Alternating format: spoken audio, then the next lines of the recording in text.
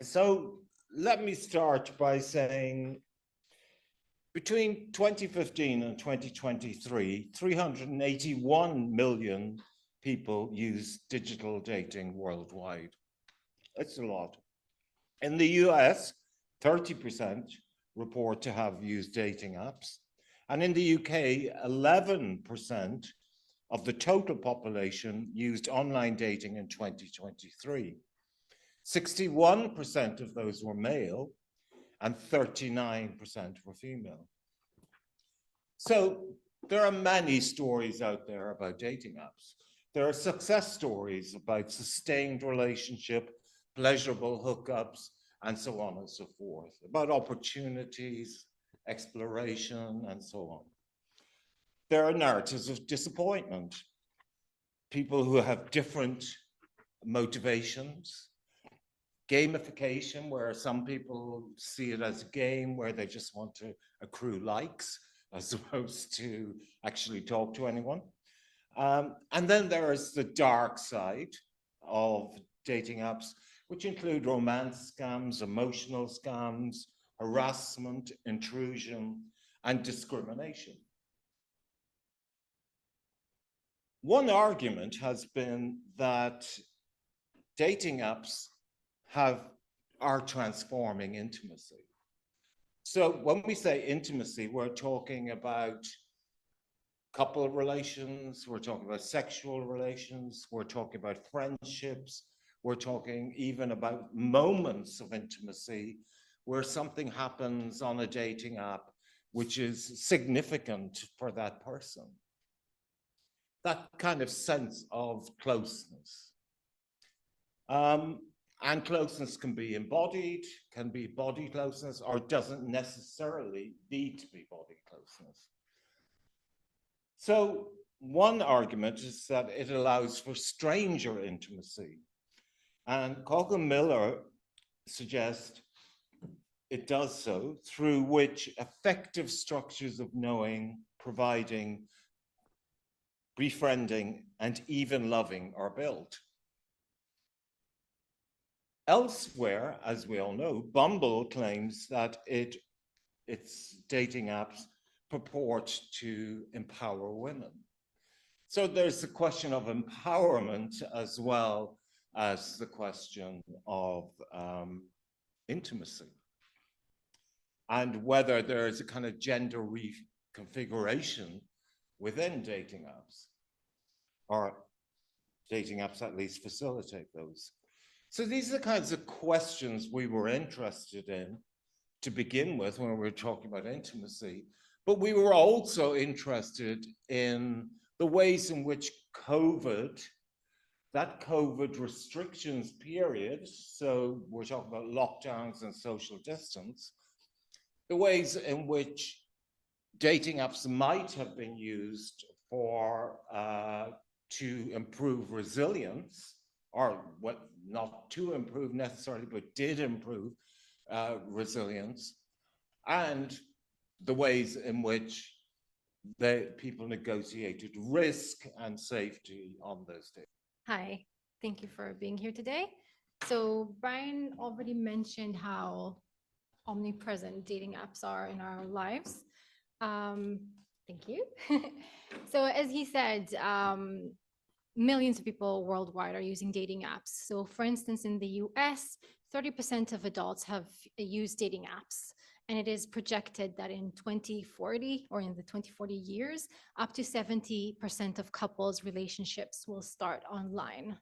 And again, as Brian mentioned, dating apps are considered to be revolutionary or transformative in terms of the way that we seek, form, and do intimate relationships.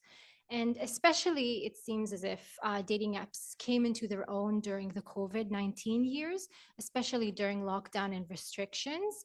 And we can imagine that that was because people were unable to socialize, especially meet new people. So they used dating apps in order to do that.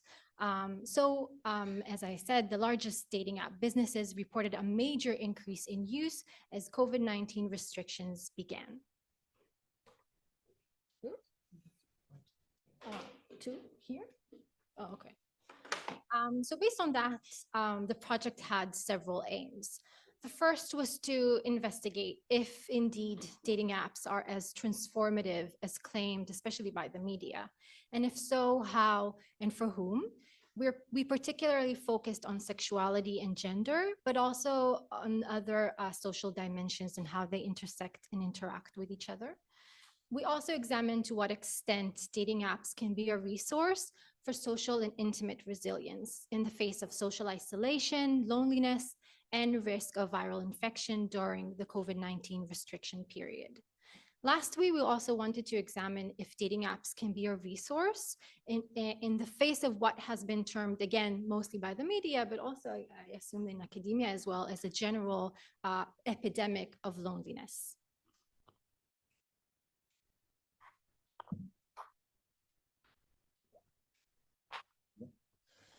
So I'm not going to spend a lot of time talking about this, but for those of you who are interested in social theory, one way we might see COVID and the COVID restrictions period is as a crisis moment.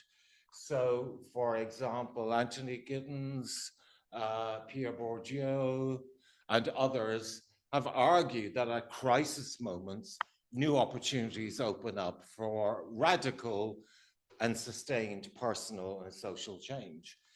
But Bourdieu particularly points out, well, what really matters about that change is the resources that are available and who has access to them to actually direct that change. So viewing COVID as a crisis moment, together with radical change that dating apps are said to apply for intimate life, led us to ask if and how the motivations people formed and had, and the ways in which people related on dating apps changed during the COVID period, and whether, if there was change, was that sustained after the COVID period. So we considered this in light of men and women's different approaches to intimacy, but also heterosexual and LGBTQ people's different intimate cultures. So in the main, and not always, but in the main, we have looked at analyzing the data in terms of heterosexual women's reported experience, heterosexual men's, gay, lesbian, gay, bisexual, and queer women, and then gay, bisexual, queer men. So we've got 4 categories that are our primary analysis. And as we go on, we are interested in how they intersect or interact with dimensions such as social class, financial resources, and so on, race, ethnicity.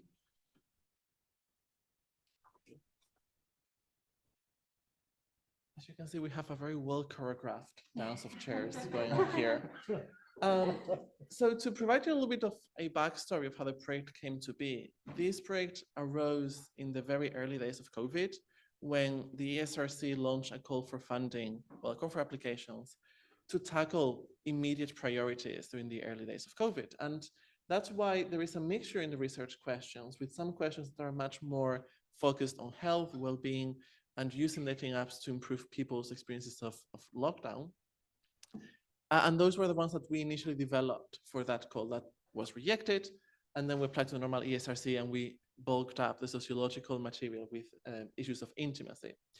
So they also come to represent 2 kind of similar but somewhat different interests that Brian and I have, with maybe more interested in the health aspect and Brian being more interested in the intimacy and the evolution of intimacy. So kind of the first question that we were interested on was how was sexuality, as it interlinks with gender, shape the experiences of dating apps to improve or diminish personal, and we've now talked about intimate resilience and viral safety during the COVID-19 period.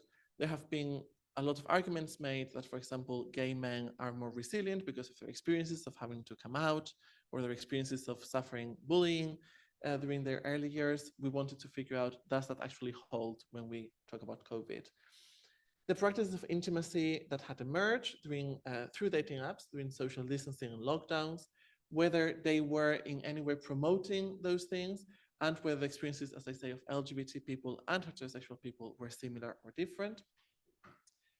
How those experiences were linked to socioeconomic factors, and here we are very aware that dating apps, even though sometimes they say they are free, you have to have access to internet, you have to have access to a smartphone, you have to have privacy sometimes, and you have to have other socioeconomic materials like command of English, ability to travel, or ability to host. So there is a lot there that we wanted to talk about. And then what practices that had appeared during COVID, which we hypothesized had appeared during COVID, would be carried over post-COVID. And at the time at which we developed these questions, we weren't really sure whether there would be a post-COVID or what that would look like. Since then, things have become clearer about what different institutions and different agents want to define as that post-COVID. And in some of our outputs, we do question that, and we do suggest some ways in which dating app users have navigated that. And also, we wanted to figure out how our findings could inform public health policy, because we felt that, yes, the period of social distancing and lockdown in the UK was very specific, but that there are many people, or a significant number of people, who in their daily lives have to socially isolate, at least for periods, right? If you're undergoing chemotherapy, or you're undergoing a stem cell transplant, or you have a number of other conditions that make you vulnerable and you have to isolate. And we wanted to figure out, are there ways in which we can use dating apps to support that people, or people who feel lonely in many other ways? So that was kind of the final impact question that we wanted to have. Okay, if we want to leave 5 minutes for questions, we have 1 minute each for the next section. So some key terms. I'm just going to leave these, we'll come back to these later, but intimacy, Lynn Jameson has argued, as the quality of a close connection between people and the process of building this quality. Forsti has argued that cognitively and bodily felt intimacy is felt by individuals in social contexts, which is really important to us. The embodied experience of intimacy need not involve physical co-presence. And we were interested in, intimacy and the ways in which people talked about intimacy in terms of romance, love, sex, friendship, other ways in which they talked about intimacy and hybrid intimacy.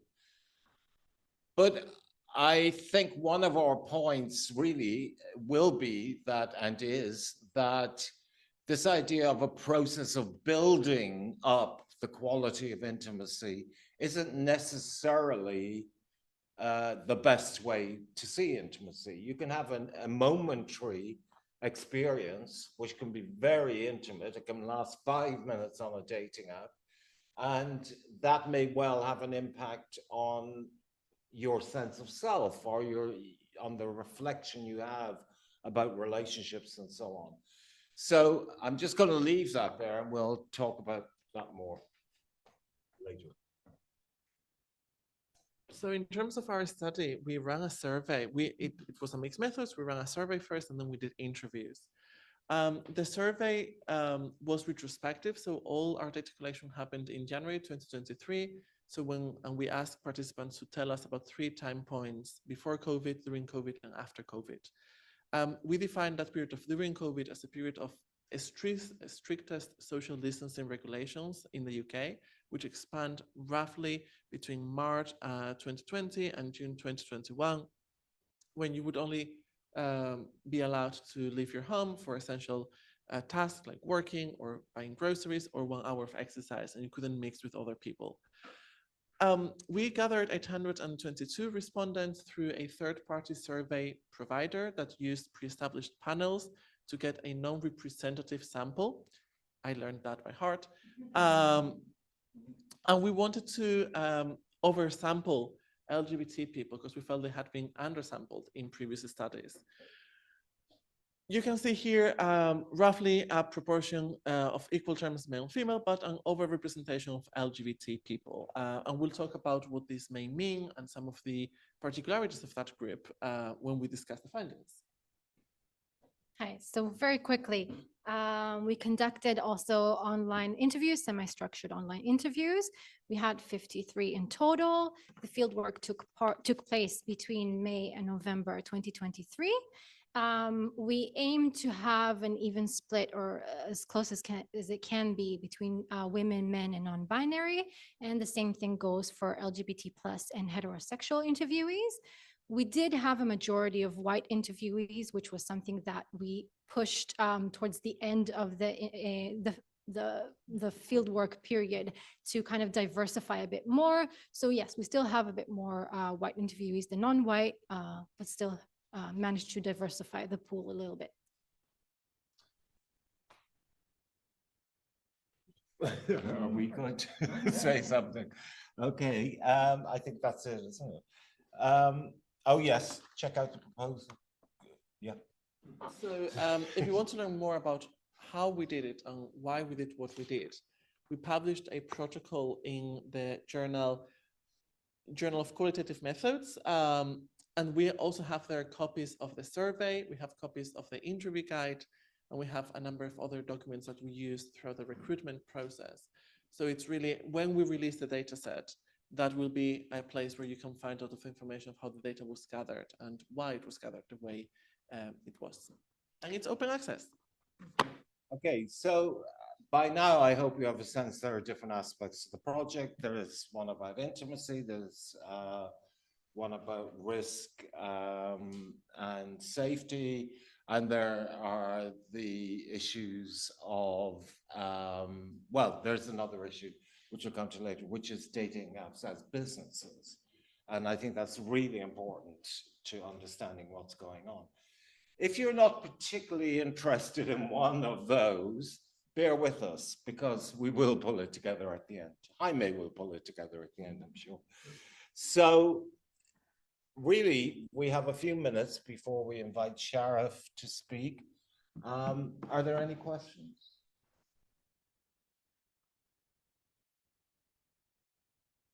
Vanessa. I might be preempting here, something here, so Yeah. tell me if you're later. Yes. Particularly fascinating the intimacy and health aspects together. My question is a conceptual one. And I think in two places you talked about, well, we're actually calling it this now.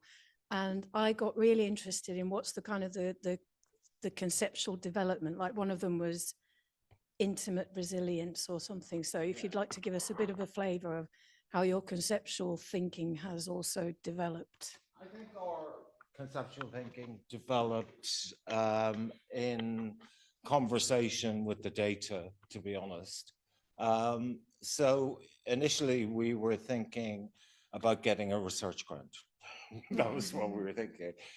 Secondly, we were thinking about, well, intimacy is interesting, resilience, but actually, you know, very early on, once we got the money, we talked to Tarani Chandola, who kind of made us understand that actually, yes, resilience is interesting, but actually loneliness is an area that is really interesting as well. So we started to shift to think, well, actually, we did ask questions about loneliness, and we did a resilience measure. Now, measures in themselves, I am slightly skeptical of, so we can talk about that later. So I would say, so that was one example. So that's the intimate resilience one. There are other examples that really, I think in conversation with the data, but also in conversations with ourselves, and actually sitting down to analyze the data, you know, it's obvious that the concerns, for example, around intimacy were deeply connected to the questions of resilience, of loneliness for our participants, rather than what they, the word resilience is more analytically useful than it is in daily life. So I don't know if that answers your question, Vanessa. Thanks for that. Hi. Hello, thank you. Yeah, I found it, the study sounds really, really interesting, and I'm really looking forward to hearing more about it. My question is a bit of a spotty question, actually. It's a bit of a method question, but it piqued my interest when you talked about the idea of LGBTQ participants being underrepresented, you felt, and so you wanted to overrepresent. So I kind of wondered how you went about that, and then what the outcome was, really. We paid for it. Best way. So essentially, when we designed the survey with the help of Tarani, as well as other people and the advisory board, we thought, how are we going to go about collecting the responses? We contacted several survey companies that promised to give us representative, non-representative samples, and we settled for one company that used pre-established panels. We gave them a series of criteria of what we wanted our sample to look like in terms of breakdowns of ethnicity and gender. They couldn't meet all of them, but they did say that half of the respondents would identify as LGBT. We asked in the survey that in several ways. So we ask how they identify. They also ask about our we also ask about their trans status. We also ask about who they have sex with. So we have a number of dimensions to sexuality and sexual identity in the data, but essentially we don't know who they are. They are pre-established panels. Some of them we interviewed afterwards, so they could opt in to be interviewed for additional compensation, and some of them we did interview, but they are a minority. The vast majority of people we interviewed, we sourced ourselves through our networks.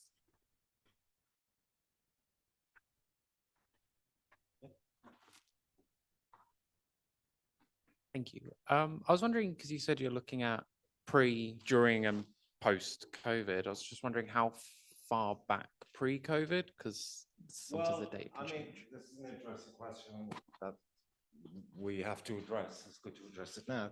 Is that we were looking retrospectively. I mean, so we were asking, the survey wasn't, 3 stages of a survey. It was one survey, and it was asking pre-COVID question or pre-COVID restrictions questions, post-restrictions questions.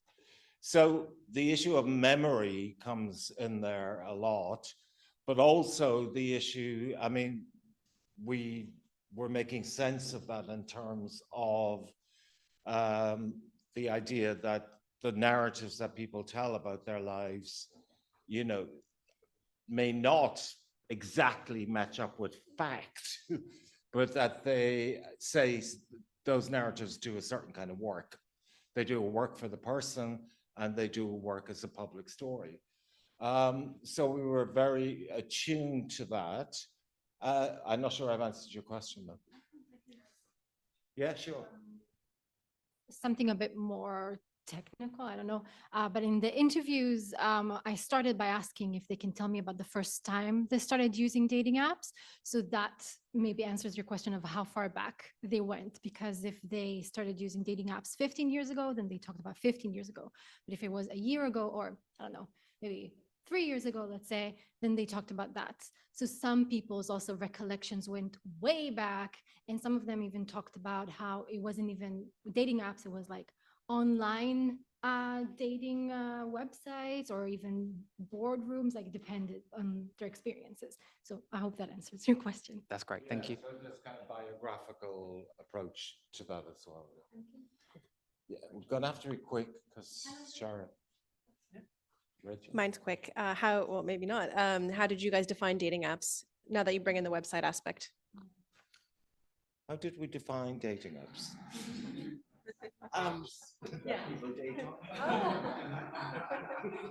No, that's really interesting. We didn't. In the survey, we didn't define dating apps in a very narrow way, because we're aware that there were some apps that were designed for smartphones, some apps that had a smartphone options for website-based things. And we are aware that some people use other things like LinkedIn Twitter or Instagram to date. We gave a series of examples of dating apps that people used, and it was quite a comprehensive list. And those largely were only limited to smartphone-based dating apps. So those are also the examples that came up, with a few exceptions of participants saying they were using an app, but also using on a laptop or a computer. But in general, we focused on smartphone-based dating apps, but that's a whole issue that we haven't addressed necessarily. Yeah, I mean, we have the data on the apps that people said they used, you know, through the pretty large, but not exhaustive, because there are so many apps out there. But I mean, Tinder was always referred to in some way or another, be it positively or negatively, even if they were using other apps. And women often, sorry, Neta, women often referred to Bumble, even if they were critical of it, you know, saying, I went to Bumble because Tinder was rubbish. It's just men looking for sex. I want a relationship. And then I found the same men on Bumble, you know, it's okay.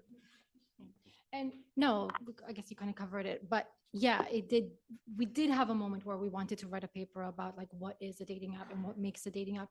And we also wanted to say how dating apps have turned into social media basically, and they're not much different from any other social media platform. So it's not something that we ended up delving into, but it is an interesting question. And our interviews did have different interpretation of it. So thankfully in an interview, they can expand on it, which is not something that they can do in a survey. So that, I hope that answers your question.